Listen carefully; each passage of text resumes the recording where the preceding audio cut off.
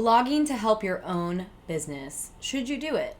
Hey you, I'm Sarah Turner. I'm a freelance medical copywriter and copywriting mentor. I want to chat with you real quick about whether or not you should blog for your own business.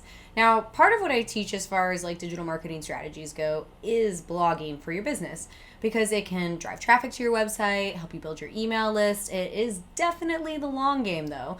It takes a while to kind of reap the rewards of your efforts. So it's not always the best place for people to start though. So if you are a solo entrepreneur, a freelancer, or anything like that, then you might be wondering, should I blog to support my own business? So let's go over the pros and cons real quick. The first one, which is a pro and a con if you ask me, is that it is playing the long game as I mentioned before. And what I mean by that is you have to be consistent and you have to show up and continuously be adding to your blog strategy in order to really reap the rewards. I mean, you can write really long thorough pillar posts. That's another strategy where you write really long pieces to capture a significant keyword that are maybe 3,500 words or more.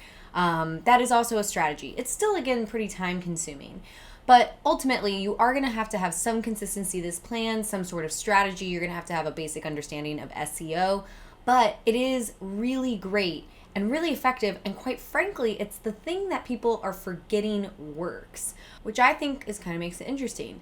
Because people are often really busy chasing vanity metrics like the number of followers on a social media platform or the number of likes on a post, but that doesn't necessarily translate to anything. So if you use blogs, you do want to make sure that they're not just providing information. They should actually have a CTA or a call to action on them that gets the reader to take the next step.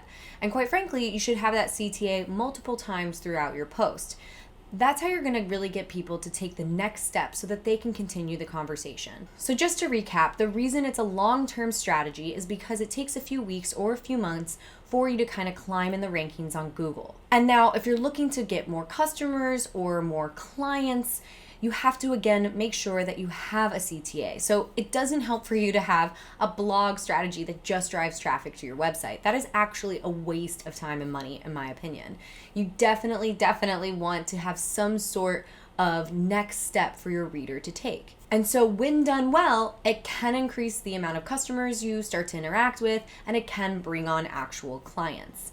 Sometimes though, when people are not trained in SEO or copywriting, they kind of miss the point and they just end up using blogs to kind of drive traffic to a website, but there ends up being a missed opportunity when you don't actually ask them to take that next step. And actually, I want to circle back to why I think the fact that blogging can be a long-term strategy is a pro and a con is because so many people are skipping it and not using it. So there's actually a lot of space.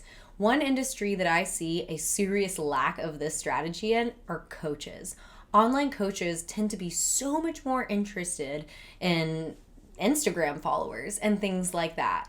And it is such a missed opportunity because I see people looking for coaches like crazy. And what do? They turn to Google. And when they type things in, so few examples or businesses are actually showing up.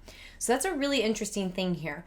Take some time to actually do a little research of your competitors or people who have similar products or services to you, and typing them into Google, start to see what comes up. The more competitive your particular industry is, your particular niche or offering, then it may make blogging for your own business kind of a con, because you're going to have to invest a lot more time and energy for it to really work. But there are so many industries where people are not using this strategy that it's going to make it a lot easier for you to kind of get right in front of people who are actually looking for your services. Which brings me to my next pro. One of the benefits of actually using SEO and blogging for your business is that you end up in people who are already searching for what you offer. With that in mind, you want to make sure that you write your blogs with the intention of getting in front of somebody who's trying to solve a problem. For example, somebody who is waking up in the middle of the night with serious anxiety is not going to be searching for the solutions. They are entering their problems into Google to try and find solutions. And that is a perfect place for a blog to come in and really get in front of them and offer your solution. Maybe, for example, you work for a business that has a mouth guard that prevents snoring. And one of the symptoms of people who snore or who have disturbed sleep throughout the night is anxiety, especially anxiety in the middle of the night.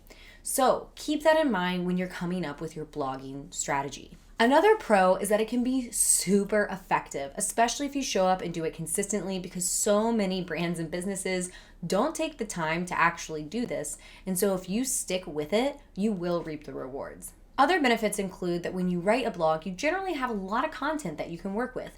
Those can be repurposed in Facebook or Instagram posts. They can be repurposed as ideas for ads. You would still probably want to rewrite the ad so it was like more direct response than what you would find in a blog. But you can repurpose them, you can rehash them, you can use them as an email to send out as a broadcast.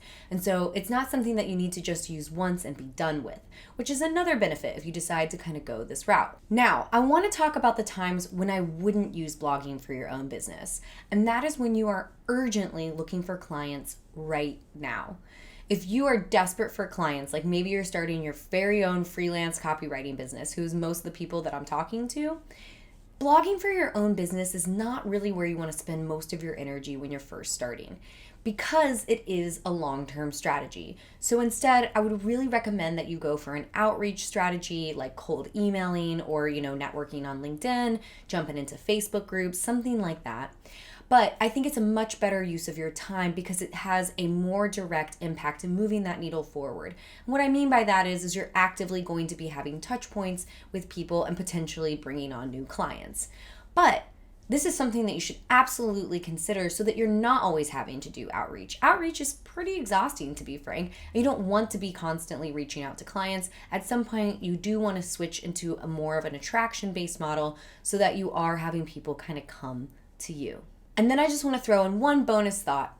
If you are thinking about blogging for your business, you might want to also consider guest posting. That can be super helpful because you can get in front of another audience, you can introduce people to your thought processes and your offerings, and then also you get that beautiful backlink, which really helps with SEO. Backlinks, in case you're not sure, are when another website links to yours.